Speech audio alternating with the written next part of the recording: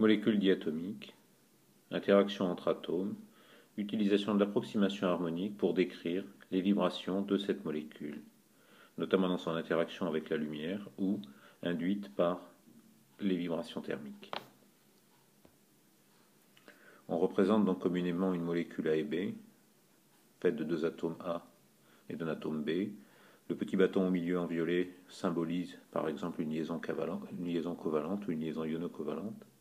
La question qui se pose ici, c'est que lorsque l'on a des vibrations de taille limitée, faibles, au voisinage de cette position d'équilibre, on peut représenter ces vibrations comme étant dues à un ressort entre les deux molécules A et B, et donc ce qui caractérise un ressort, c'est sa raideur, et on veut maintenant trouver quelle est la raideur K qui représente ces vibrations en fonction de l'interaction que l'on a entre A et B.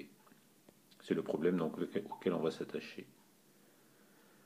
Donc redisons-le, interaction, c'est la description de ces vibrations permet de revenir à la description de l'interaction de la molécule avec la lumière et aussi donc d'envisager la description des vibrations thermiques de la molécule, c'est-à-dire de l'effet de la chaleur. On démarre donc l'analyse de l'interaction entre A et B qui pourra nous conduire à la détermination de la raideur du ressort qui symbolise donc cette interaction lorsqu'on est au voisinage de la position d'équilibre. Donc petit r est la distance entre A et B.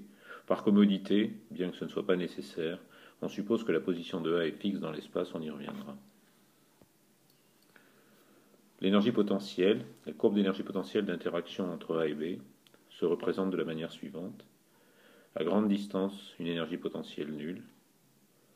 Au voisinage de la position d'équilibre, une énergie potentielle négative qui devient à très courte distance positive et croît rapidement. Un vecteur U dirigé vers la droite pour donner la direction et le sens de la force que l'on va maintenant aborder. Donc cette énergie potentielle permet de décrire la force de A sur B, donc exercée par l'atome A sur l'atome B. On trouve cette force exercée par A sur B à une position R en appliquant le résultat général qui est que F de A sur B dérive donc de l'énergie potentielle comme moins dérivée de EP par rapport à R au point R que multiplie le vecteur U unitaire dirigé vers la droite. C'est donc l'application du lien général que l'on a entre l'énergie potentielle et la force conservative associée et qui passe donc par le fait que la force est moins le gradient de l'énergie potentielle. Donc à partir de là, la première chose qui apparaît, c'est l'étude du signe de la force de A sur B. On peut le faire par une simple analyse graphique de l'énergie potentielle. Lorsque la distance entre A et B est plus grande que la distance à l'équilibre, eh bien D2EP sur DR est positif. Et dans ce cas, donc, on a une force de A sur B qui est dirigée à l'opposé de U. F de A sur B égale moins de D2EP sur DR que multiplie U, D2EP sur DR est positif, la force de A sur B, donc bien dirigée à l'opposé de U, l'interaction est attractive. Lorsque R est inférieur à R à l'équilibre, D2EP sur DR est négatif, F de A sur B est égal toujours à moins D2EP sur DR que multiplie U, moins de 2EP sur DR est positif, F de A sur B est dirigé dans le sens de U, l'interaction est répulsive. Point particulier important, R égale R à l'équilibre, D2EP sur DR égale à 0, tangente horizontale, F de A sur B est égal à 0, aucune force sur B exercée par A, pour R égale R à l'équilibre, somme des forces sur B est égale à 0, la seule force étant due à A. R équilibre est donc la position d'équilibre de la molécule, sa distance, lorsque rien ne se passe. Récapitulons, F de A sur B est négatif, lorsque R est supérieur à R à l'équilibre. C'est un régime d'attraction, c'est en fait le régime dans lequel se forme la liaison chimique. Lorsque F de A sur B est plus grand que 0, R est inférieur à R à l'équilibre, on a un régime de répulsion. Cette répulsion est dite de cœur dur, son origine est pour l'essentiel dans l'existence du principe de Pauli, ou est décrite par le principe de Pauli. En fait, dans le cadre de la chimie, si on veut aller plus loin dans l'analyse de cette courbe, de sa partie à droite qui correspond à une attraction et de sa partie à gauche qui correspond à une répulsion, il devient nécessaire de plonger dans la mécanique quantique. On ne fait pas ça ici, on prend acte de l'existence de cette courbe et on en déduit la raideur K en fonction des propriétés de cette courbe. Donc on rentre maintenant dans l'étude des vibrations de cette molécule AB lorsque la distance R entre les deux atomes A et B est au voisinage de R à l'équilibre, et on cherche l'expression de la raideur K associée.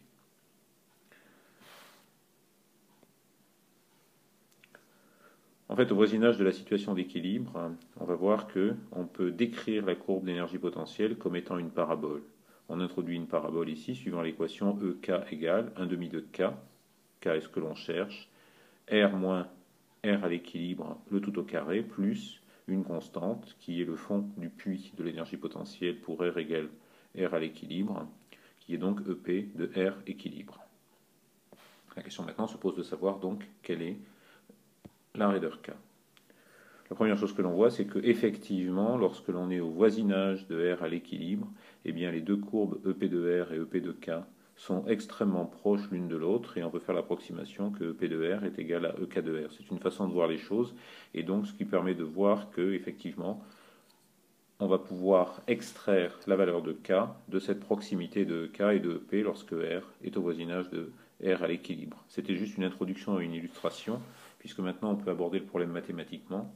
Pour aborder le problème mathématiquement, en physique, on utilise dans ce genre de situation, au voisinage d'une position d'équilibre, un développement de Taylor, qui permet d'écrire que l'énergie potentielle en R est égale à l'énergie potentielle en R à l'équilibre, plus, au premier ordre, R moins R à l'équilibre, que multiplie la dérivée première de P par rapport à R, prise pour R égale R à l'équilibre.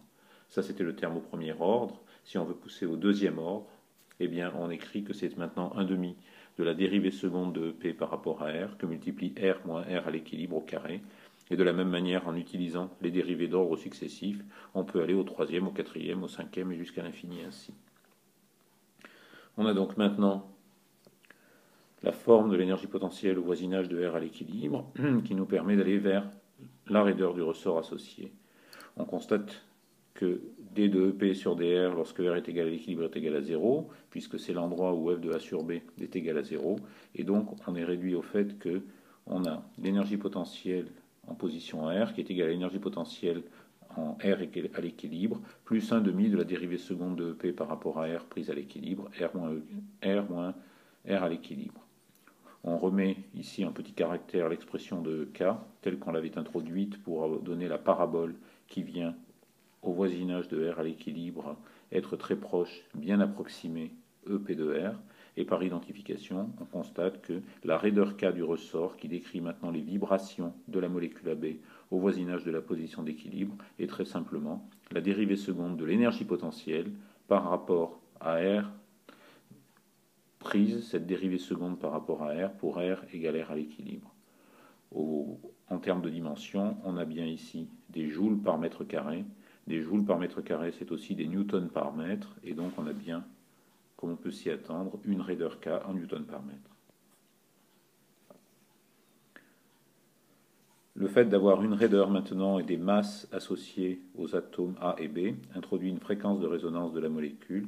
Si on ne considère pas maintenant que l'atome A est dans une position fixe, mais que les deux peuvent vibrer, alors la quantité importante qui apparaît lorsqu'on fait un traitement du problème à deux corps est la masse réduite, 1 sur mu égale 1 sur m1 plus 1 sur mb, et on trouve que la fréquence de résonance de cette molécule est oméga égale racine de k sur mu.